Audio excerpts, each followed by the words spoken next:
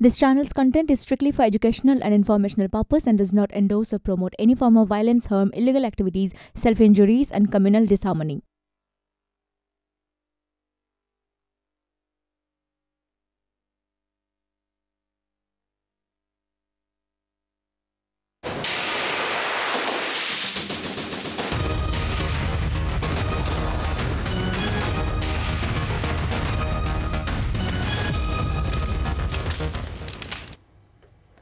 নমস্কার, শুরু করছি আপনার রায়। আপনাদের সঙ্গে রয়েছে আমি সম্প্রীতি।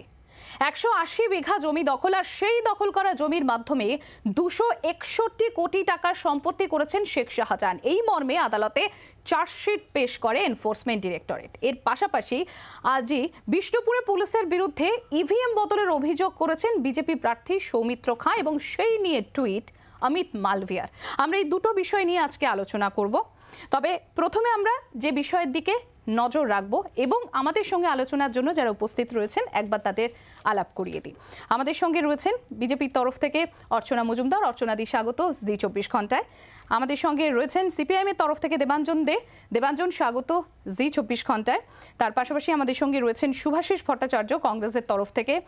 শুভাশিস দা, আপনাকে স্বাগত জি 24 ঘন্টায়। এবং কৃষাণু মিত্র রয়েছেন তৃণমূল কংগ্রেসের তরফ থেকে। কৃষাণুদা স্বাগত জি 24 ঘন্টা। এবং আমাদের সঙ্গে রয়েছেন রাজনৈতিক বিশ্লেষক সুমন ভট্টাচার্য। সুমনদা স্বাগত জি 24 ঘন্টা। এবং বিশিষ্ট আইনজীবী শীর্ষেন্দু সিংহ রায় রয়েছেন আমাদের সঙ্গে। শীর্ষেন্দু বাবু, আপনাকেও স্বাগত জি 24 ঘন্টায়। প্রথমে যে খবরের দিকে নজর রাখবো, যেটা আপনাদের জানাচ্ছিলাম, 180 বিঘা জমি দখল আর সেই দখল করা জমির মাধ্যমে 261 কোটি টাকার সম্পত্তি করেছেন শেখ শাহজাহান। আদালতে এই মর্মে চার্জশিট পেশ করে এমনটাই জানিয়েছে এনফোর্সমেন্ট ডিরেক্টরেট। চার্জশিটে শাহজাহান ছাড়াও নাম রয়েছে শিবু, আলমগীর, দিদার বক্সদের। ভোটের মাঝেই হুলবিদ্ধ সন্দেশখালী। একের পর এক স্টিং ভিডিওকে কেন্দ্র করে এখনো তরজা থামেনি শাসক তৃণমূল ও বিরোধী বিজেপির মধ্যে। এরই মাঝে সন্দেশখালীর বেতাজ বাদশাহ শেখ শাহজাহানের বিরুদ্ধে চার্জশিট পেশ করল এনফোর্সমেন্ট ডিরেক্টরেট। 113 পাতার চার্জশিটে ইডির দাবি, বিঘার পর বিঘা জমি দখল করে কয়েকশো কোটি সম্পত্তি বানিয়েছেন শাহজাহান। সোমবার বানশালে ইডির বিশেষ আদালতে শাহজাহানের বিরুদ্ধে চার্জশিট পেশ করা হয়। চার্জশিটে জানানো হয়েছে, প্রায় 180 বিঘা জমি দখল করেছেন শাহজাহান। সেই জমি দখল করে প্রায় 261 কোটি টাকার সম্পত্তি করেছেন সন্দেশখালীর বেতাজ বাদশাহ। দুর্নীতির মাধ্যমে এই সম্পত্তি করা হয়েছে বলে দাবি ইডির। সিবিআই সন্দেশখালীতে অভিযান চালিয়ে যে অস্ত্র উদ্ধার করেছিল সে কথাও জানানো হয়েছে চার্জশিটে। ইডির চার্জশিটে শাহজাহান ছাড়াও তার ভাই আলমগীর, সাগরেদ শিবপ্রসাদ হাজরা ও দিদার বক্সের নাম রয়েছে। 56 দিনের মাথায় চার্জশিট জমা হলো এবং চার্জশিটেতে 261 কোটি টাকার ওপরে টোটাল প্রসিডস অফ ক্রাইম এখন অব্দি আইডেন্টিফাই করা হয়েছে। এটা আগামী 3 তারিখে থাকবে লাইন স্পেশাল জাজ ইডি কোর্টের কাছে ফর ফার্দার কনসিডারেশন। চলতি বছরের গোড়ায় রেশন দুর্নীতি মামলায় সন্দেশখালীতে শাহজাহানের ডেরায় হানা দেয় ইডি, কিন্তু মারমুখী গ্রামবাসীদের দাপটে পিছু হটতে বাধ্য হয় ইডি ও কেন্দ্রীয় বাহিনী। তার কয়েকদিনের মধ্যেই শাসক নেতার বিরুদ্ধে ক্ষোভে ফেটে পড়েন সন্দেশখালীর মহিলাদের একাংশ। মারধর, শ্লীলতাহানির পাশাপাশি শাহজাহান ও তার সাগরেদদের বিরুদ্ধে জমি ভেড়ি দখলেরও অভিযোগ করেন গ্রামবাসীরা। সন্দেশখালী স্টিং ভিডিও প্রকাশ্যে আসার পর শ্লীলতাহানির অভিযোগের সত্যতা নিয়ে পাল্টা প্রশ্ন উঠেছে। তবে শাহজাহান বাহিনীর বিরুদ্ধে জমি দখলের অভিযোগে এখনো ফুঁসছে সন্দেশখালী। পিয়ারি মিত্র রিপোর্ট জি 24 ঘন্টা। ভোটের মধ্যেই হুলবিদ্ধ সন্দেশখালী। একের পর এক স্টিং ভিডিও সামনে আসছে আর সেই নিয়ে রাজ্যের শাসক দল তৃণমূল কংগ্রেসের সঙ্গে বিজেপির তরজা এখনো পর্যন্ত হটকেক। সেই জায়গায় দাঁড়িয়ে আজ 113 পাতার চার্জশিট পেশ করেছে এনফোর্সমেন্ট ডিরেক্টরেট। আমি প্রথমে কৃষাণুদার কাছে আসবো। কৃষাণুদা, 180 বিঘা জমি দখল আর সেই দখল করা জমির মাধ্যমে 261 কোটি টাকার সম্পত্তি করেছেন শেখ শাহজাহান। এটা আমরা বলছি না, বলছে এনফোর্সমেন্ট ডিরেক্টরেট তাদের চার্জশিটে তারা আদালতে পেশ করেছে। কি বলবেন? তারা যদি সঠিকভাবে তদন্ত করে এটা প্রকাশিত করে থাকেন, আগামী দিন কোর্টে সেটা বিচার হবে। যদি দোষী হয় তার বিরুদ্ধে ব্যবস্থা হবে, দোষী না হলে আশা করব সে খালাস হবে। অনুব্রত মণ্ডলের মতো দীর্ঘদিন তাকে বিনা কোনো জুডিশিয়াল ছাড়া তাকে আটকে রাখা হবে না। কেসগুলো টাইম মতো তার টাইমিং হবে এবং মানে সম্পত্তির পরিমাণ বা যে রাশিটার কথা আমরা শুনছি সেটা তো কোনো লিকুইড ক্যাশ নয়, সেটা জমির ভ্যালুয়েশন, যতটা বুঝলাম তোমাদের প্রতিবেদন দেখে। তো জমির ভ্যালুয়েশন 261 কোটি। আমি আবার বলছি জমির ভ্যালুয়েশন। এখন জমির ভ্যালুয়েশন, জমিটা যদি সে অনৈতিকভাবে নিয়ে থাকে, সেটা যদি কোর্ট মনে করে যে তার থাকবে না, তো সম্পত্তির এই রাশিটাও কমে আসবে। আমাদের এটাতে কিছু বলার নেই। আমরা চাইবো যে যারা আমাদের দিকে আঙুল তুলছে, আজকে সম্প্রতি সাংবাদিক জি24 ঘন্টা আমাদেরকে প্রশ্ন করবে, আমরা জবাব দেওয়ার চেষ্টা করব, ভুল ত্রুটি হলে সেটাও মেনে নেব। কিন্তু অপরদিকে যারা বিরোধীরা, যাদের রাঘব বোয়ালরা কোটি কোটি কেন লক্ষ লক্ষ কোটি টাকার দুর্নীতি, শুধু সিএজি রিপোর্ট বলছে 4টা মন্ত্রকে, কেন্দ্রীয় মন্ত্রকের গত 3 বছরের দুর্নীতির পরিমাণ হচ্ছে 7.5 লক্ষ কোটি টাকা, সিএজি রিপোর্ট, আমরা বলছি না। তো তারপরে সেই বিজেপি যদি প্রশ্ন করে, তখন তো মানুষ হাসবে এবং আমরা তো তখন বিজেপিকে চোখে আঙুল দিয়ে দেখাবো। এর অতিরিক্ত কেউ যদি অন্যায় করে থাকে, আমরা ব্যতিক্রমী দল, আমরা বলবো যে আমাদের মধ্যেও যদি কেউ অন্যায় করে থাকে, আমাদের সে দলীয় যদি সদস্য হয়ে থাকে, তার বিরুদ্ধেও ব্যবস্থা হবে। আমরা সিপিএম, কংগ্রেস, বিজেপির মতো আমি তাদের পাশে দাঁড়াবো না। অর্চনাদি, চোরের মায়ের গলা বড় হয়। শেখ শাহজাহানের সম্পত্তি যে 218 বিঘা, কত বিঘা, 180 বিঘে এরকম একটা একরে এসেছিল হিসেবটা, ওটা এখন বিঘায় হয়তো ট্রান্সফার করেছে। 180 বিঘা, 180 বিঘা না, এটা রেজিস্টার অফ কোম্পানিজের যে ওয়েবসাইট, সেখান থেকে তার নিজের নামে এবং তার ভাই বা বাবা মায়ের নামে যে সম্পত্তি আমরা দেখেছি, সেটাতে কিন্তু এটা একরে হিসাব ছিল, যেটা 200 কত একর, সেটা এত বিঘায় এসছে ইডির হিসাবে। এবং এই জমিগুলো 1 টাকা পার বিঘা রেটে পাওয়ার অফ অ্যাটর্নি করে নিয়েছে তারই শেখ শাহজাহানের কাছের কেউ, শুধুমাত্র 1 টাকা করে গায়ের জোরে বন্দুক দেখিয়ে আশেপাশের সমস্ত অঞ্চল। এবং সেই জায়গাগুলোকে নিয়ে তার বাবার নামে একটা ট্রাস্টি হাফিজিয়া, মায়ের নামে একটা বাসন্তী এডুকেশনাল ট্রাস্ট, আর একটা 3টে ট্রাস্ট দিয়ে সমস্ত টাকা। এবং তার থেকে বড় কথা, শেখ শাহজাহান যেটা করেছে, এই আদিবাসী জমিদের মানুষগুলো যারা ওখানে থাকেন, তাদের জমি গাছপালা সমস্ত কেটে সুন্দরবনের পুরো ডেমোগ্রাফি চেঞ্জ করে সেগুলোকে অবৈধ ভেরি এবং ইটের ভাটা, এটাই তার মেইন ব্যবসা ছিল। এবং সেখানে সে যে পরিমাণের রোহিঙ্গা বা যে মানুষগুলোকে বাংলাদেশ থেকে এনে ভোটার কার্ড দিয়ে বসিয়ে দিয়ে, মানে সম্পূর্ণ সে অনৈতিকভাবে এই লোকগুলোকে রেসিডেন্ট করেছে। ভোটার লিস্টেও ডেমোগ্রাফি পাল্টেছে এবং কোটি কোটি কোটি কোটি টাকা, এই যে 218 কোটি ধরা পড়েছে, এটা কিছুই না। 261 কোটি এটা কিছুই না। এর সম্পত্তি আজকে আমি, মানে এই যে আপনারা বলছেন যে রিমাল, এই ইয়েতে আজকে সরবেরিয়া অঞ্চলে আমাদের প্রচুর বাড়িঘর ভেঙে গেছে আদিবাসী মানুষদের, তারা সব ফোন টোন করেছে। আজকে আমি গিয়েছিলাম আমার ইয়েতে, তাদের বাড়িগুলো কীরকম জানেন, এরকম ছাউনি উড়ে গেছে, তিরপল দেওয়া, ভিতরে 2টো বাচ্চা নিয়ে একটা মা টট্টর টট্টর জল পড়ছে, পা তুলে বসে আছে, জামা কাপড় ভিজা। একটা নয়, শত শত আদিবাসী পরিবার, একটা পাকা বাড়ি নেই। আর সেখানে এত কোটি টাকা সকলকে নিংড়ে ঘাড় মোটকে টাকার মালিক এবং টাকার ভাগ, সেই টাকা চলে যাচ্ছে হয় কামারস্ট্রিট আর তা না হইলে কালীঘাটে। আপনি চিন্তা করুন, আপনি শুধু এইটুকু বলুন, কোন মানুষ যার মানবিকতা আছে সেইভাবে আদিবাসী হাজার হাজার মানুষের জমি নিজের নামে করে শুধুমাত্র গান পয়েন্টে এইভাবে যে কি সবুজ দ্বীপের বেতাব বাদশা, এবং মমতা বন্দ্যোপাধ্যায় তাকে কি বলছেন, ও ভালো ছেলে, ওকে ফাঁসানো হচ্ছে, এখনো বলছেন আইন বলছে, এই যে ওর কথাকে সুপ্রিম কোর্টে চলে যাচ্ছেন ওকে বাঁচানোর জন্য। আরে আপনি বাস্তব, আমার কাছে 2টো ভিডিও আছে, আজকের ভিডিও, এই রেমালের পরে সরবেরিয়ায় এই শেখ শাহজাহানের বুথের অবস্থা, বিজেপির দেখানো ভিডিও দেখবেন না। আমি নিজে গেছি, আমার নিজে ধ্বংস হবে, ডিবেটটা ধ্বংস হবে। এই অমিত মালব্য হোয়াটসঅ্যাপ ইউনিভার্সিটির সব এরা সদস্য, এরা সব স্টুডেন্ট হলো হোয়াটসঅ্যাপ ইউনিভার্সিটি। আপনি ছাড়ুন, কথা বলতে দিন। আচ্ছা শুনুন, আমি বলি, আমি একবার সুভাষিস দার কাছে,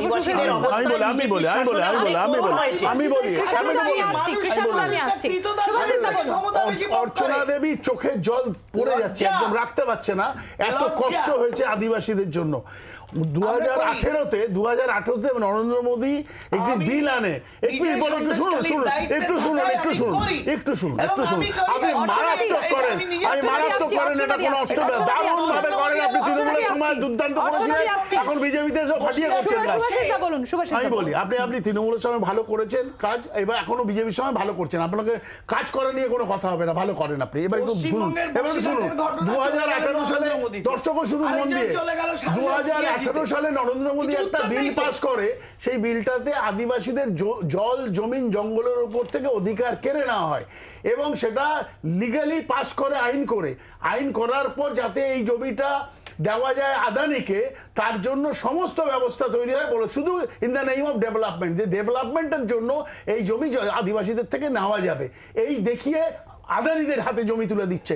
এখানে ঠিক যেভাবে কালো হাত, দুর্নীতির কালো হাত শাহজাহানের মাথার উপর আছে রাজ্য সরকারে, সেই জন্য রাজ্য সরকারের মানে in the name of development বা in the name of grabbing lands, মানে শাহজাহান কেড়ে নিচ্ছে লোকের কাছ থেকে জমি, এবং জমি কেড়ে নেওয়ার পরে বলছে আমি তৃণমূল করি। এইটা যেমন রাইট তৈরি হয়েছে, যেহেতু মাথার উপর হাত আছে রাজ্য সরকারে, ঠিক একইভাবে এখানে শুধু নিয়মটা হয়নি, এটা সিভিল মামলায় গেছে, ইডি মামলা এসে দিয়েছে, চার্জশিট দিয়েছে, এটা সিভিল মামলা হয়েছে, কতদিন চলবে কোনো ঠিক নেই। কিন্তু ব্যাপারটা হলো শাহজাহান যেটা জমি গ্র্যাব করছে সেটা আজ নয় কাল হয়তো এই সমস্যা মিটবে, কিন্তু যেটা বিল করে নরেন্দ্র মোদী আদিবাসীদের অধিকার থেকে বঞ্চিত করেছে, সেই বিলের কি হবে? আজকে 370-এর বি কাশ্মীরে তৈরি এসে করা হয়েছে, সরানো হয়েছে, বলেছে কিসের জন্য?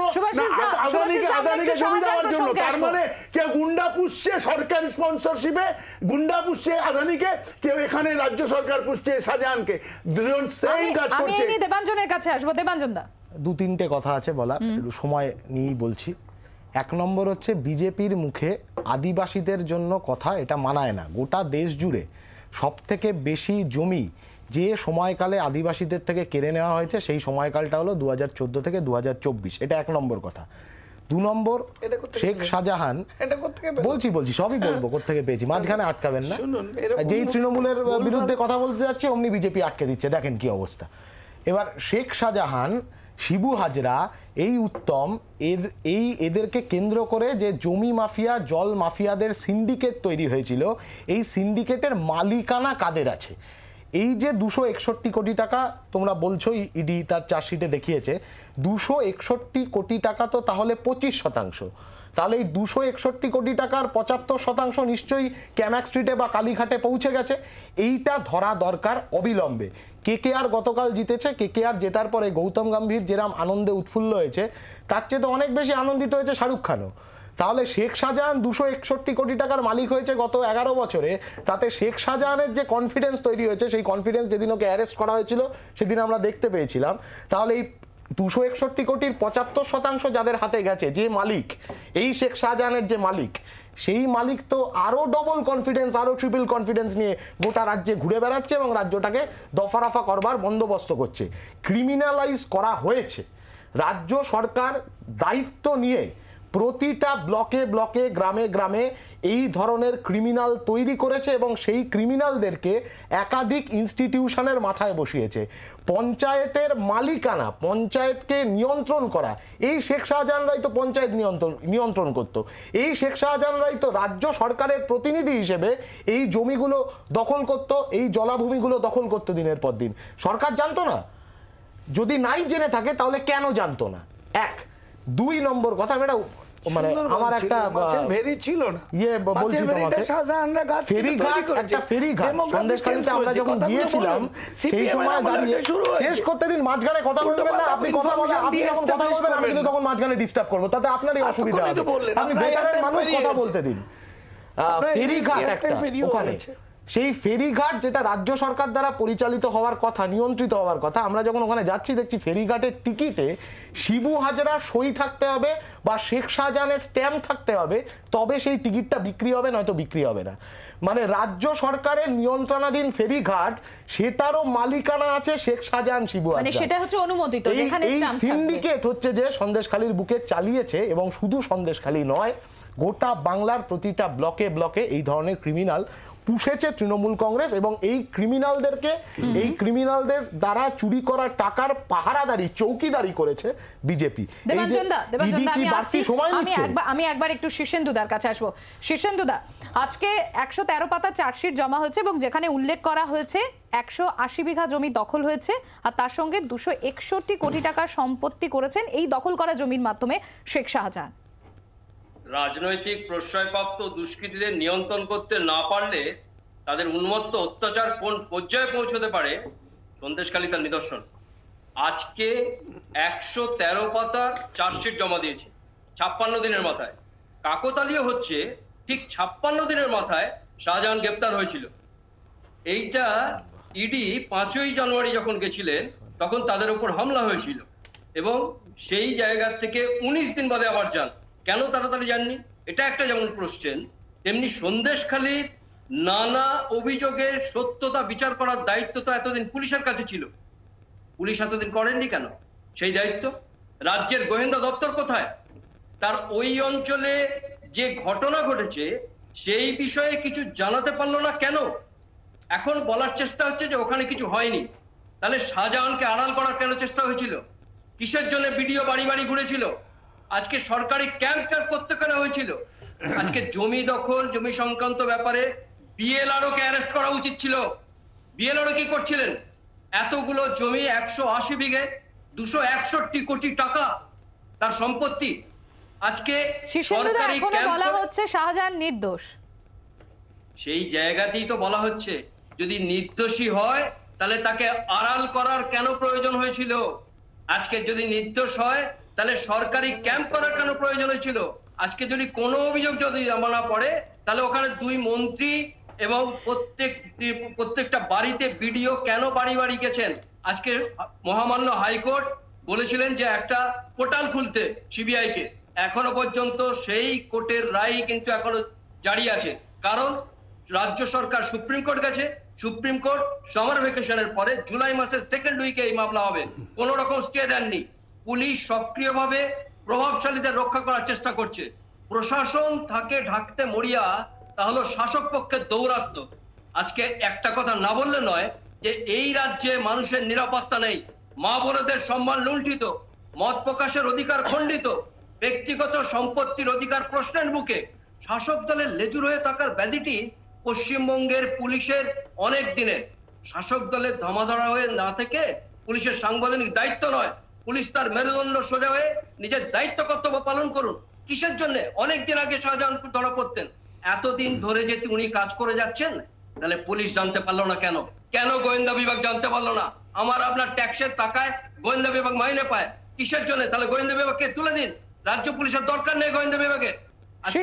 আমি এই প্রশ্ন নিয়ে শাসক দলের প্রতিনিধির কাছে আসবো, তবে তার আগে একবার সুমনদার কাছে যাব। সুমনদা, দেখুন সম্প্রীতি, প্রথম কথা হচ্ছে যে কোনো চার্জশিট আদালতে প্রমাণ করতে হয়। যদি প্রমাণিত হয় যে শাহজাহান দোষী বা যে কেউ যদি দোষী প্রমাণিত হয় তার শাস্তি হবে। কিন্তু তার আগে আমি সবাইকে মনে করিয়ে দিই যে ইডির করা বিভিন্ন মামলা সুপ্রিম কোর্টে কি হয়েছে।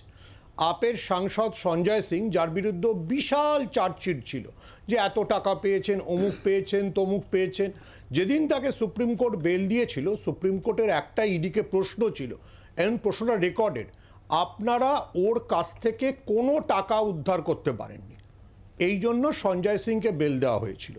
আমি আরও অসংখ্য মামলা বলতে পারি, এবছরের 2টো মামলা বলি।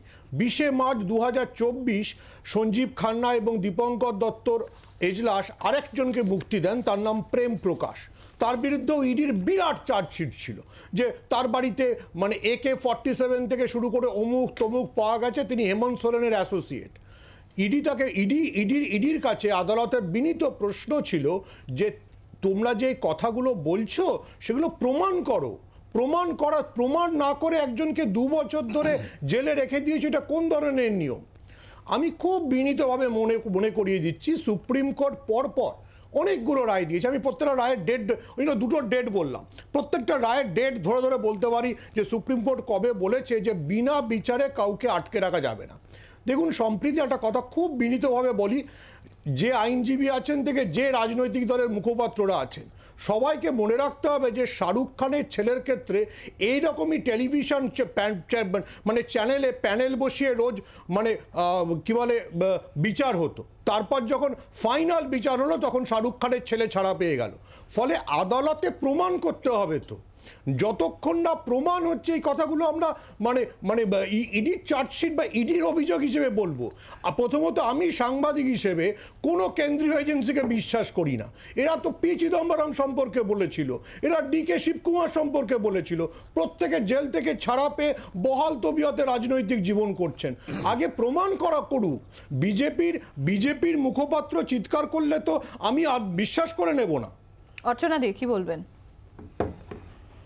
ইডি যে টাকাটা উদ্ধার করেছে ওই টাকাটা কোন কারখানায় তৈরি হয়েছিল যদি বলেন, যে ওটা কি আমাদের মানে আমাদের যে টাকশাল আছে টাকশালে তৈরি হয়েছে, না শাহজাহানের কোনো টাকার কারখানায় তৈরি হয়েছে, নাকি এগুলো জমি থেকে মানুষকে 1 টাকা দরে পাওয়ার অফ অ্যাটর্নি করে ইল্লিগালি যে জমি ক্যাপচার করেছে, যে জমিগুলো রেজিস্টার অফ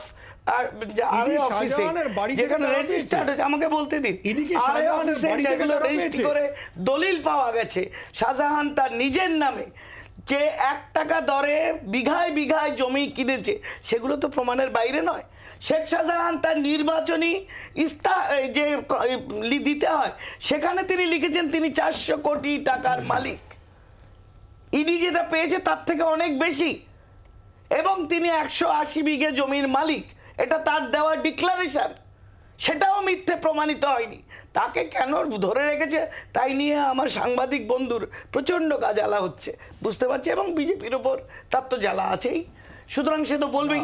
কিন্তু ঘটনা যেটা আমাকে আরেকটা মিনিট বলতে দিন, আরেকটা বলতে দিন। শাহজাহানের মানে একটা অসুরের সঙ্গে তুলনা করলে কম করা হয়, একটা মানে দানবের সঙ্গে তুলনা করলে। আপনি যদি ওই সরবেরিয়া সন্দেশখালী কোনো জায়গায় যান, পুরুষ নারী শিশু অবাল বৃদ্ধ প্রত্যেকের উপরে অত্যাচার হয়েছে, প্রত্যেককে অমানুষের মতো রাখা হয়েছে। শাহজাহানকে সাপোর্ট করার জন্য এরকম অসভ্যতায় আমাকে বলতে বলা হয়েছে, শত শত আমাকে বলতে বলা হয়েছে, কেন যাচ্ছে আমাকে বলতে বলা হয়েছে, আমাকে বলতে বলা হয়েছে, আমাকে বলতে বলা। এখন বিষয়টা হচ্ছে যে ইডি কোনো রাশি বাজেয়াপ্ত করেছে বলে আমার জানা নেই। এখানে অম্লান বদনে মিথ্যাচার করা হলো। ইডি নাকি কোন ট্যাক্সালে ছাপানো টাকা নাকি শাহজাহানের বাড়ি থেকে বাজেয়াপ্ত করেছে। এই যে মিথ্যাচারগুলো, এই যে একটু আগে সুমনবাবু বললেন, এই মিথ্যাচারগুলোই তো করা হচ্ছে। এই যে ইডির আজকে ইডির চার্জশিট হোক বা বিজেপির মুখপাত্রের বয়ান হোক, আরে বাবা আমি কিন্তু আটকাইনি কাউকে, আমি কিন্তু আটকাইনি কাউকে, আমি কিন্তু আটকাইনি কাউকে, আমি কিন্তু আটকাইনি কাউকে। না না, ইলেকশন কমিশনকে এফিডেভিট দেওয়া মানে হলফনামা দেওয়া, তার মানে ইডির কোনো ইচ্ছা আছে নাকি, জুরিডিকশন আছে নাকি? না না, না জেনে বলেন কেন বলেন? আমার খাবার কথা আপনি এখানে কিষাণ বলছে বলুন, তারপরে আমরাও তো বলবো। আপনি না না, বিশেষ করে আমরা বলতে পারবো না। বিষয়টা হচ্ছে ইডি কোনো টাকা বাজেয়াপ্ত করেনি, বিজেপি মিথ্যা কথা বলছে। এই যে বিজেপির মুখপাত্র এখানে বসে বসে মিথ্যে কথা বলছে, ইডি কোনো টাকা বাজেয়াপ্ত করেনি, আর এই মিথ্যাচারটাই ওনারা করে থাকে। আর একটু আগে একজন বিচারপতি শীর্ষেন্দুদাকে শুনলাম, শীর্ষেন্দুদা আবার একই কথা বলে যাচ্ছে, এই অসভ্যতামিগুলো তারা করে, এই অসভ্যতামিগুলোই তারা করে, এই পুরো বিজেপি পাচ্ছে এরকম অসভ্যতামি দিয়ে, অসভ্য দিয়ে তৈরি। আমার বিষয় হচ্ছে শীর্ষেন্দুদা যে কথাগুলো বললেন, আমি অবাক হচ্ছিলাম। আমাদের রাজ্যে একটা খাপ সিন্ডিকেট গড়ে উঠেছে বিগত 2-2.5 বছর ধরে। মিডিয়ার একাংশ, বিচার ব্যবস্থার একাংশ, আর কিছু পলিটিক্যাল কমেন্টেটার্স যারা কোথাও সাংবাদিক, কোথাও এই আইনজীবী, কোথাও সোশ্যাল সার্ভিসে যুক্ত। আপনি একের পর এক খাপ পঞ্চায়েতের মতো আপনি বিধান দিয়ে গেলেন, এক জায়গাও হলো না যে আদালতে প্রমাণ। কই শীর্ষেন্দুদা যদি বলতেন যে অনুব্রত মণ্ডল বা যাদের বিরুদ্ধে এইভাবে 6 মাস 1 বছর আগে তারা সরব হয়েছিলেন, আজকে তাদের বিচার কোথায়? আজকে না কয়লা পাচার আটকেছে, না গরু পাচার আটকেছে, কিন্তু আপনারা একসময় সরব হয়েছিলেন যে এই লোকটাকে জেলে বন্দি করলে সব বন্ধ হয়ে যাবে। মানে আপনারা 6 মাস আগে মিথ্যা কথা বলেছেন, 1 বছর আগে মিথ্যা কথা বলেছেন, পুনরায় মিথ্যা কথা বলছেন, একটাও প্রমাণিত হয়নি। কিন্তু আপনারা শীর্ষেন্দুদার একটা প্রতিক্রিয়া নেব। শীর্ষেন্দুদা আমি শীর্ষেন্দুদার প্রতিক্রিয়া নেব। শীর্ষেন্দুদা, এগুলো হচ্ছে জিনিস হচ্ছে বিচার প্রক্রিয়া সেইভাবেই চলে। আজকে চার্জশিট, সেই তদন্তের পর চার্জশিট জমা হয়, সেগুলো জানতে হবে। আজকে অনুব্রত মণ্ডলের কথা বলছেন, আজকে সাগর ঘোষ তাকে মারা হয়েছিল 2013 সালের পঞ্চায়েতের নির্বাচনে। তদন্তের পর কি হয় সেটা তো প্রমাণ করতে হবে। তদন্তের পর চার্জশিট মানে চার্জশিট বেরবাক্য, আগে বুঝুন আজকে সেই জায়গা থেকে বিচার প্রক্রিয়া তদন্তের পর চার্জশিট জমা হয়। আজকে সুপ্রিম কোর্টে তো গেছে, সেই তদন্তটা হোলিস্টিক নয়, হবে হাইকোর্টে এখনো পর্যন্ত হচ্ছে, সুপ্রিম কোর্টে গেছে। এরকম বিভিন্ন চার্জশিট মিথ্যে প্রমাণিত হয়েছে। আপনারা যাদের হয়ে গলাবাজি করছেন তাদের চার্জশিট মিথ্যে প্রমাণিত হয়েছে। আমি একটা কথা বলছি, সেটা হলো বিরতিতে যাব, একটা ছোট্ট বিরতি নিচ্ছি। বিরতির পর ফিরে আসছি। আমরা যে বিষয় আপনাদের জানিয়েছিলাম যে বিষ্ণুপুরে পুলিশের বিরুদ্ধে ইভিএম বদলের অভিযোগ করা হচ্ছে বিজেপি প্রার্থী সৌমিত্র খাঁর তরফ থেকে। এই বিষয়ে আমরা আলোচনা করবো একটা ছোট বিরতির পর। দেখতে থাকুন আপনার রায়।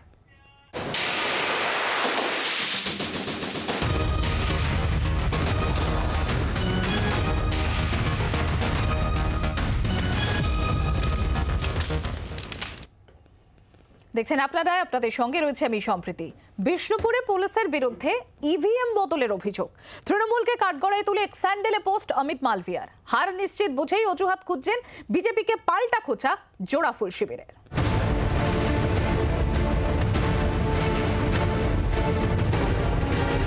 25শে মে ষষ্ঠ দফায় ভোট মিটেছে বিষ্ণুপুরে।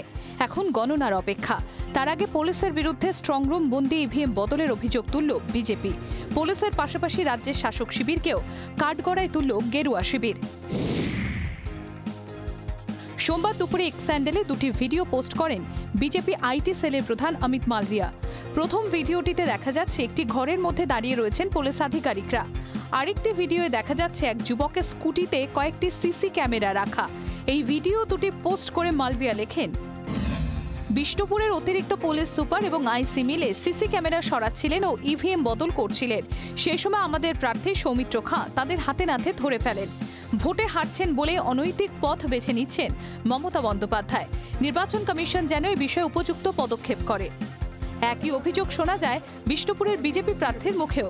অ্যাডিশনাল এসপি মাসুদ হাসান তার নেতৃত্বে আপনারা দেখতে পাচ্ছেন ইভিএম এর দরজার কাছে চলে গেছিল এবং সিসিটিভি চেঞ্জ করার জন্য তারা মেশিনপত্র নিয়ে এসেছিল, যে ফলস একটা সিসিটিভি লাগিয়ে তারা বড় অনেক লক্ষ টাকা ডিল করে সিআইএসএফ এর একজন আধিকারিক মিস্টার একে শাহ তার সঙ্গে ডিল করে আজকে ইভিএম এর যে দরজা রয়েছে সে দরজা ভাঙতে গিয়েছিল। বিষ্ণুপুরের তৃণমূল প্রার্থী সুজাতা মণ্ডলের পাল্টা দাবি, হার নিশ্চিত জেনেই অজুহাত খুঁজছে গেরুয়া শিবির। গতকাল পর্যন্ত নিজে ছিলেন ওই স্ট্রং রুমে, স্ক্রুটিনিতেও গিয়েছিলেন, কোনো অভিযোগ করলেন না। আজকে যখন উনি একদম নিশ্চিত শিওর হয়ে গেছেন যে উনি বিপুল মার্জিনে হারছেন, তখন উনি নিজের ঘাড়ে দোষারোপে যাতে না পড়ে এইসব একটা কুচক্র এবং একটা ছলচাতুরি করে উনি এসব গালাগালি করছে। ইভিএম বদলের অভিযোগ নিয়ে ইতিমধ্যেই রিপোর্ট তলব করেছে নির্বাচন কমিশন। মৌমিতা ও সুতপার রিপোর্ট, জি 24 ঘন্টা। মমতা বন্দ্যোপাধ্যায় বুঝতে পেরেছেন ভোটে হারছেন, তাই তিনি অনৈতিক রাস্তা নিচ্ছেন, এমনই অভিযোগ করা হচ্ছে বিজেপির তরফ থেকে। আর তৃণমূল কংগ্রেসের তরফ থেকে, জোড়াফুল শিবিরের তরফ থেকে বলা হচ্ছে এই অভিযোগ সম্পূর্ণ ভিত্তিহীন, বরং বিজেপি প্রার্থী হারছে তাই এই ধরনের মিথ্যে অভিযোগ করা হচ্ছে। আমি প্রথমে একবার কৃষাণুদার কাছে আসবো। কৃষাণুদা, না আমি ব্যাপারটা ঠিক বুঝলাম না। যতদূর আমি জানি যে এই স্ট্রং রুম হোক বা ভোটের বুথ হোক, এই সবই গার্ড করার দায়িত্ব হচ্ছে কেন্দ্রীয় বাহিনীর কাছে। সেখানে কেন্দ্রীয় বাহিনী এবং নির্বাচনের যে সেক্টর অফিসার তার নির্দেশে যদি কোথাও সিসি ক্যামেরা বসাবার থাকে, যদি সিসি ক্যামেরা বাড়াবার যদি থাকে, তারা নির্দেশ দেবেন, সেই অনুসারে কাজ হবে। এখানে যে অভিযোগটা করছেন, এখানে যে যারা আমরা নির্বাচন লড়েছি বা কিছুটা ওই পদ্ধতিগত অবহিত, আমরা জানি যে স্ট্রং রুমে ওটা সিল করা হয়, এখানে সব প্রার্থীর প্রতিনিধিরা সেখানে সইও করেন। এটা ইভিএমের কাছে পৌঁছে গেছিলেন, কথাটার মানেটা কি? মানে এই কথাটা, তার মধ্যে তো দরজা ভাঙতে গেছিলেন, দরজা ভাঙলে তো সেটা প্রমাণিত হবে যে দরজা ভাঙলে, সেটা তো মনিটরিং আছে, ক্লোজ সার্কিট যে ক্যামেরাগুলো সেগুলো খুলে নেওয়া হচ্ছে নিয়ে। আরে বাবা, এটা উনার অভিযোগ তো নয়, এটা ওখানকার তো দায়িত্বপ্রাপ্ত একজন নির্বাচন কমিশনের লোক আছে, সে তো বলবে যে খোলা হচ্ছিল, তিনি নির্দেশ দিয়েছিলেন কিনা, নাকি চেঞ্জ হচ্ছিল, নাকি কেউ বহিরাগত কোনো আনস্ক্রুপুলাস এলিমেন্ট সেখানে ঢুকে পড়েছিল, সে দুটোই তো তিনি রেজিস্টার করবেন। ওখানে তো নির্বাচন কমিশনের প্রতিনিধি তো তৃণমূল পার্টিরও নয়, রাজ্য সরকারেরও নয়, এবং সেটা গার্ড করছে কেন্দ্রীয় বাহিনী, এটা সম্পূর্ণভাবে কেন্দ্রীয় বাহিনীর তদারকিতে। এখন এখানে যে ভাসিয়ে দিচ্ছেন সিআইএসএফ, যেন অমিত শাহকে কমপ্লেন করুন, নিয়ে সিআইএসএফ এর কে আছে মাথাগুলো তাকে সাসপেন্ড করুন। তো তাদের অমিত শাহ তো কেন্দ্রীয় মন্ত্রক, নির্বাচন কমিশন তো এখন অব্দি কাউকে সাসপেন্ড করেনি। তার মানে সৌমিত্র বাবু এবং অমিত মালব্য যা যা অভিযোগ করছেন সেগুলো মিথ্যা, তাদের আচরণেই পরিষ্কার। তার কারণ হচ্ছে যদি অভিযোগগুলো সত্যি হতো, নির্বাচন কমিশনও তো তারা ব্যবস্থা নিত, তারা কোনো ব্যবস্থা নেয়নি। বলছেন নির্বাচন কমিশন বিজেপির, কি বলবেন? এরা নিজেদের মানে নিজের দিকে তাকিয়ে সারা দুনিয়া দেখে, বেশি কথা না বলাই ভালো। সারা দুনিয়া জানে তৃণমূল দলের শাসন প্রশাসন, পশ্চিমবঙ্গের রাজনৈতিক অবস্থা, পুলিশের অবস্থা কি। আমি সেটা যাচ্ছি না, আপনি দেখুন যেটা করা হচ্ছে। আমার নিজের ক্ষেত্রে আমি যখন দমদমে লড়েছিলাম, ঠিক একইভাবে স্ট্রং রুমের ক্যামেরা অফ করে দেওয়া হয়েছিল। 1000 বার মেইল করেছি, আমার স্ট্রং রুমের সিসিটিভি ফুটেজ দেয়নি। ঠিক একই পন্থা সিসিটিভি যদি শুনুন ওই জায়গাটায়, আমাকে একটু বলতে দিন প্লিজ। সিসিটিভি ফুটেজ বা ওই জায়গায় আপনার অ্যাডিশনাল এসপি ওর ভেতর কি করছিল, রিটার্নিং অফিসার ওখানে কি করছিল? ওইখানে ইভিএম রেখে সিল করা হয়েছে সিএসএফ এর তত্ত্বাবধানে। তার নজর এড়িয়ে বা তাকে ম্যানেজ করে ওখানে অ্যাডিশনাল এসপি এবং ওখানে returning officer, what was there job? মানে হাতে নাতে ধরা পড়ছে ম্যানেজ হয়, চুরি বিজেপি অভিযোগ করছেন সিআইএসএফ ম্যানেজ হয়। তার মানে অমিত শাহ কোনো এখতিয়ার নেই, কোনো কন্ট্রোল নেই এসব বাহিনীর উপরে। হাতে নাতে ধরা পড়লে চুরি বিদ্যা কাজ করে না, কোনো হাতে নাতে ধরা চুরি করে তৃণমূল ছবি পোস্ট করেছে মাত্র, কোনো হাতে নাতে ইভিএম পাল্টাতে যায়, জনসংযোগ নেই, রাজনৈতিক কর্মসূচি নেই, হাতে চলেছে এখন নাকি কে কাকে ইভিএম। সেটা আমরা বলতে পারি কাঁথি কলেজে কিভাবে বিজেপির লোকেরা ধরা পড়লো, বিজেপির আই কার্ড নিয়ে লোকজন ধরা পড়েছে সেখানে, বিজেপির এজেন্ট ধরা পড়েছে।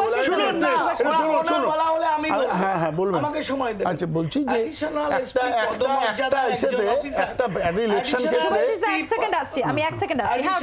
এসপি পদমর্যাদার একজন অফিসার, যিনি কিনা রাজ্য সরকারের কর্মচারী, একজন রিটার্নিং অফিসার যিনি কিনা রাজ্য সরকারের কর্মচারী, তারা দুজন অনৈতিকভাবে অবৈধভাবে ওই স্ট্রং রুমে গিয়ে কি করছিলেন বাইরে দাঁড়িয়ে? আমাকে এই একটা উত্তর দিন।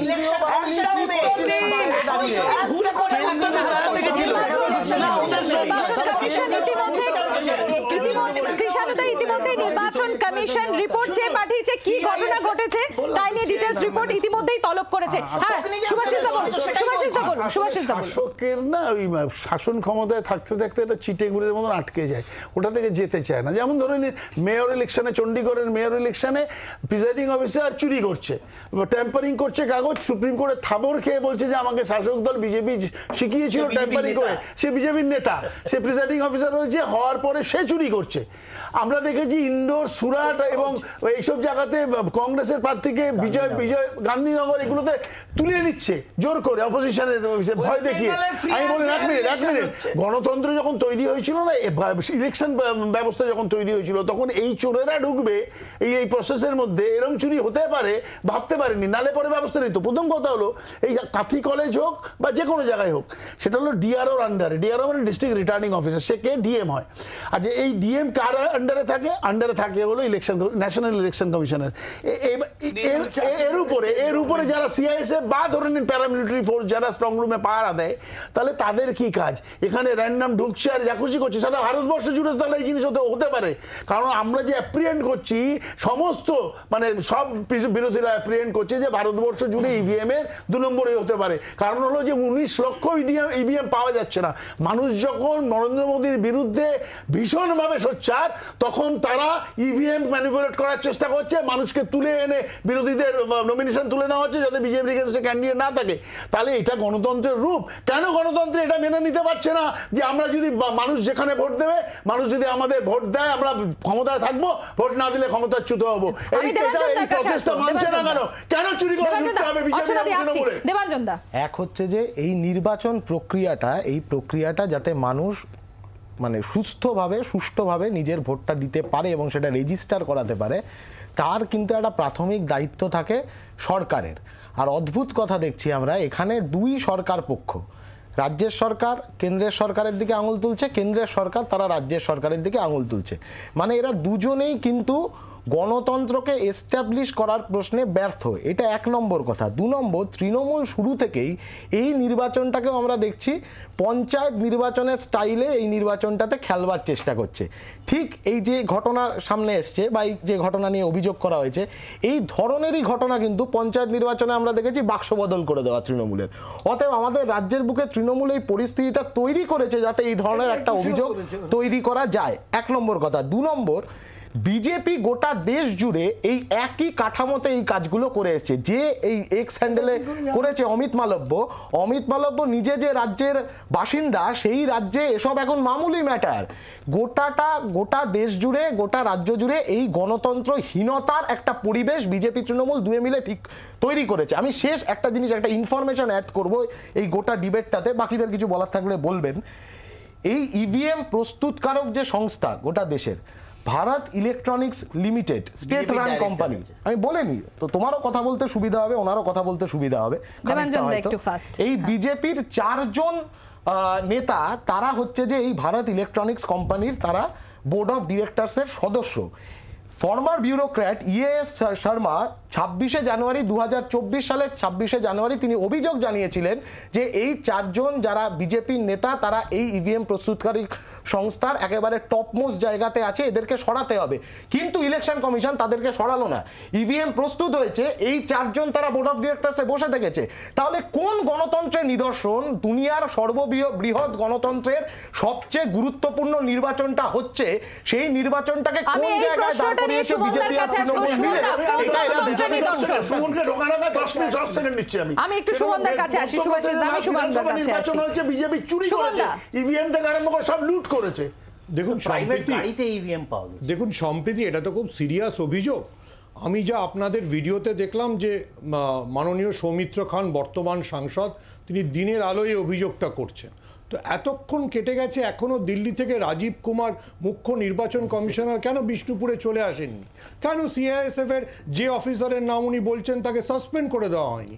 কেন যিনি এপি মানে অ্যাডিশনাল এসপির কথা বলছেন তাকে দায়িত্ব থেকে নির্বাচন কমিশন সরিয়ে দেয়নি? এই সবগুলো নির্বাচন কমিশনের এখতিয়ারে। যদি তারা ব্যবস্থা না নেয়, যদি তারা কিছু না করে, তাহলে আমরা সাধারণ মানুষ যারা বিশ্বাস করি যে নির্বাচন কমিশন ভোটের কাজটা সুষ্ঠুভাবে পরিচালনা করছে, এবং নির্বাচন কমিশনার রাজীব কুমার রাত্রিবেলা শায়রি লেখা ছাড়াও, উনি শায়রি মানে প্রেস কনফারেন্সে সাধারণত শায়রি বলেন, তার বাইরে অন্য কিছু কাজ করছেন, তো আমরা কি করে বুঝবো? আর আমার শুধু একটা বিষয়ে বক্তব্য যে দেখুন, আমি জানি না বিজেপি কিভাবে অভিযোগ জানিয়েছে, কিন্তু ওটা হোয়াট ওয়াজ দেয়ার জব হবে না, ওটা হোয়াট ওয়ার দেয়ার জব। মানে বিজেপি যদি ইংলিশ ইমেলে ভুল করে থাকে, তাহলে হয়তো নির্বাচন কমিশনের উত্তর দিতে অসুবিধে হচ্ছে। আমি এইটা নিয়ে আসবো, আমি অর্চনাদির কাছে আসবো। একটা ছোট বিরতিতে যাচ্ছি, ফিরে আসছে বিরতির পর। এই বিষয় নিয়ে আমরা আলোচনাতে থাকবো, দেখতে থাকুন জি 24 ঘন্টা।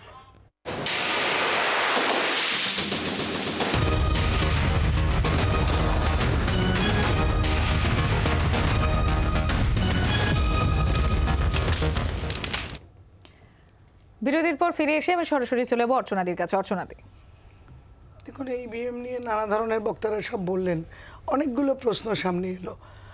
2021-এও এরকম প্রশ্ন উঠেছিল, যখন তারা সব জিতে যায়, ভালো সিট পায়, তখন ইভিএমে কিচ্ছু নেই, সব ঠিক, তখন যা যা করবে সব নর্মাল, কিচ্ছু হয়নি, মোদির কোনো দোষ নেই। যেই হেরে যাবে তখনই নরেন্দ্র মোদী ইভিএম এর কোম্পানিগুলোর বোর্ড অফ ডিরেক্টরগুলো নিজের পছন্দের লোক রেখেছিল, সেই জন্য হেরেছি। This is the answer.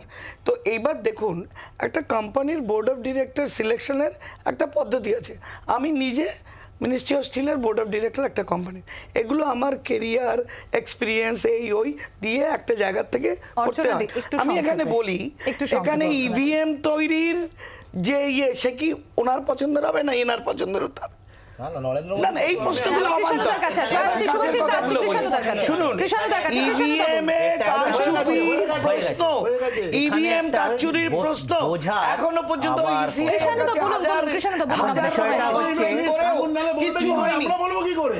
বিষয়টা হচ্ছে যে একটা হয় অজ্ঞতা আর নয় বোঝার চরম ভুল আছে। যদি বিজেপির প্রতিনিধি কোথাওকার হয়ে থাকে সেটা পলিটিক্যাল অ্যাপয়েন্টমেন্ট। আজকে যেই বোর্ডের কথা এখানে ও বলল সেগুলো হচ্ছে পলিটিক্যাল অ্যাপয়েন্টমেন্ট। কেউ যোগ্যতা, কেউ ডাইরেক্টর হওয়ার যোগ্যতা নিয়ে তাকে ওখানে অ্যাপয়েন্ট করা হয়নি। এটা থাকে, এটা রাজ্য সরকারগুলোর এখতিয়ারভুক্ত থাকে, কেন্দ্র সরকারও থাকে, সেগুলোকে বলে পলিটিক্যাল অ্যাপয়েন্টমেন্ট। পলিটিক্যাল অ্যাপয়েন্টমেন্টে কোনো সেখানে ম্যানেজমেন্টের কোয়ালিফিকেশন নিয়ে সেটা হয় না। তো সুতরাং এইখানে আমরা দেখলাম চণ্ডীগড়ে যাকে রিটার্নিং অফিসার করা হয়েছিল সেটাও একটা পলিটিক্যাল অ্যাপয়েন্টমেন্ট ছিল, যে চুরি করতে গিয়ে ধরা পড়েছিল এবং সে বিজেপির মাইনরিটি নেতা। আসলে এই ইলেকশনটা নরেন্দ্র মোদী জিততে পারবে না বলেই সুপ্রিম কোর্টের যে কলেজিয়াম ব্যবস্থা করেছিল ইসির নির্বাচন কমিশনের, যে এখানে বিরোধী দলনেতা থাকবে, চিফ জাস্টিস অফ ইন্ডিয়া থাকবে আর প্রধানমন্ত্রী থাকবে, সেটাকে মানে বিল এনে সেটাকে সরিয়ে দিয়ে চিফ জাস্টিসকে সরালেন, বিরোধী দলনেতা এবং কোরাম করার জন্য নিজেদের দলের লোককে প্রধানমন্ত্রী নিলেন, যাতে নিজে তার ইলেকশন কমিশনকে বসাতে পারে চিফকে, এবং যাতে ভারতবর্ষের সমস্ত নির্বাচনটাকে ম্যানিপুলেট করা যায়। জানেন যে আমি শুধু অ্যাড করবো তোমার সাথে, ইভিএম এর টোটালাইজারের ক্ষেত্রেও হচ্ছে যে কিন্তু বিজেপি বিরোধিতা করেছিল গোটা দেশের বুকে। এক নম্বর। আমি শেষ করছি, কিন্তু কৃষ্ণদা মুশকিল হচ্ছে মমতা ব্যানার্জি একই পদ্ধতি অবলম্বন করে পশ্চিমবাংলার মাটিতে প্রত্যেকটা নির্বাচনে, আমরা দেখেছি সেটা। আমরা যেখান থেকে ডিবেটটা শুরু করেছিলাম আজকে, আমি একটাই কথা বলতে চাই, নির্বাচন প্রক্রিয়াটাও যদি শিবু হাজরা, উত্তম সর্দার, শেখ শাহজাহানদের হাতে চলে যায়, তাহলে যেটুকু বাংলার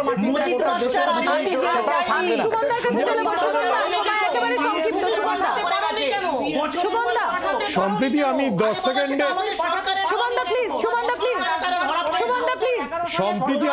সেকেন্ডে বলি, সেটা আমি যা বুঝলাম যে নয় ইভিএম এ কোনো প্রবলেম হয় না, তাহলে বিষ্ণুপুরের অভিযোগ ভুল। আর যদি ইভিএম এ প্রবলেম হয় তাহলে বিজেপির মুখপাত্র যা বললেন কি খারাপ বাবুল। শুধু পশ্চিমবাংলায় বিজেপিকে নরেন্দ্র মোদী হারিয়ে দেন, অর্চনাদিদের হারিয়ে দেন। পশ্চিমবাংলাকে কতটা অপছন্দ করেন নরেন্দ্র মোদী যে অন্য রাজ্যে ইভিএম এ গন্ডগোল হয় কিন্তু পশ্চিমবঙ্গে ইভিএম এ বিজেপির ক্ষতি হয়, আর নাহলে ইভিএম এ ক্ষতি হয় না। দুটোর একটা তো মতামত, তার বাইরে তো কিছু বুঝলাম না। অনেক অনেক ধন্যবাদ সুমন দা, সুভাষিস দা, কৃষাণু দা, দেবাঞ্জন দা এবং অর্চনা দি, আপনাদের সবাইকে অনেক অনেক ধন্যবাদ। আজকের মতো আপনারা এখানেই শেষ করছি। ছোট বিরতির পর দেখুন পেজ 1 আর সমস্ত খবরের জন্য নজর রাখুন জি 24 ঘন্টায়।